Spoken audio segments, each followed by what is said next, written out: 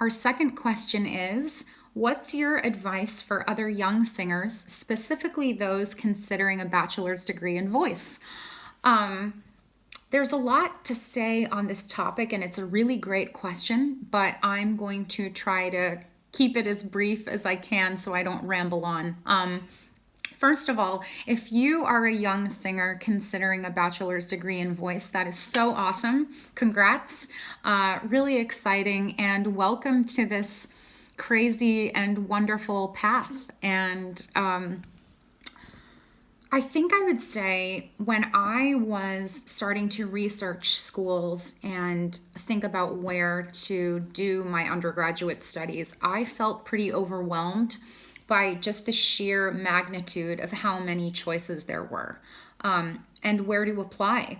And I got some really good advice that served me well, that hopefully now I can pass on, which was to not only be led by and romanced by the name of any given school or conservatory, if that makes sense. It's easy to be romanced by the name of an institution because it's famous, or because everyone's heard of it, or because it has very famous alumni, a singer you really admire went there, or a singer you really admire teaches there. All of those are really good things. I'm not saying to ignore that.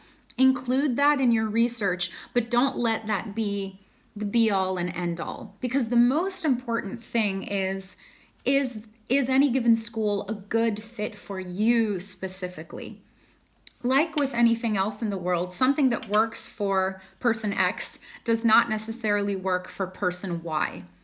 And these are really critical formative years, and you want to make sure you're spending them in the place that is the best fit for you. And this means really, really doing your research about what all these specific institutions are going to offer you. And that, in my mind, comes in three parts. That comes in the form of course load, and what's offered to you academically, what kind of performance opportunities you're going to have, if any, and who your voice teacher is. So really, really taking the time to do your research to know at every school you're considering applying to, what kind of language study is there? What kind of music history and theory classes are there? What kind of stage time are you going to get, if any? Do they put on main stage productions during the bachelor's degree? Do they cast undergraduates in the main stage operas? And also, one of the things that was most influential for me in deciding where to go to school was the connection with the private voice teacher. And I do realize that taking trial lessons when you're looking for schools and applying for schools is very expensive. And I know that if you don't have the resources to do that, that's not an option for you. But if you can, if that is something at your disposal, I would highly recommend doing that, because you're going to be spending a lot of time forming the foundation of your vocal technique in your undergraduate studies. And in my case, a lot of the reason why I ended up choosing Manhattan School of Music, which is where I did my undergraduate studies, was because of the connection I felt and the chemistry that I felt with my voice teacher. And that ended up being very crucial in the decision-making process. So if you really pile together all of this information for yourself, you're doing yourself the favor of making the most informed decision possible, and being able to compare all of the different schools in a way that will feel right for you.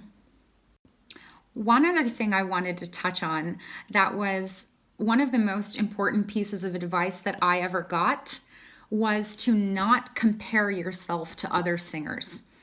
I first heard this in a master class when I was in undergrad, and it carries through to every stage of your career.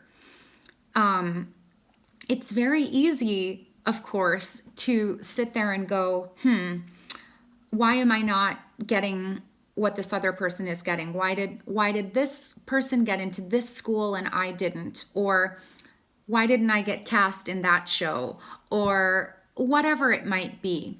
But once you realize that that really is a waste of your resources and your energy, it changes your mindset completely. Be happy for your colleagues and classmates' successes, celebrate them, and allow them to motivate you and challenge you and inspire you in a positive way. And allow that fire to help you set goals, because everybody is on their own path. Everybody has a different arc. Everyone's vocal cords are different, and that is okay. And if you can accept that and move through this career only being in competition with yourself, it will feel a lot more positive and a lot more healthy. So just wanted to share that because it's something I remember affecting me greatly when I heard it. And it's also, like I said, something that even to this day I have to remind myself of too.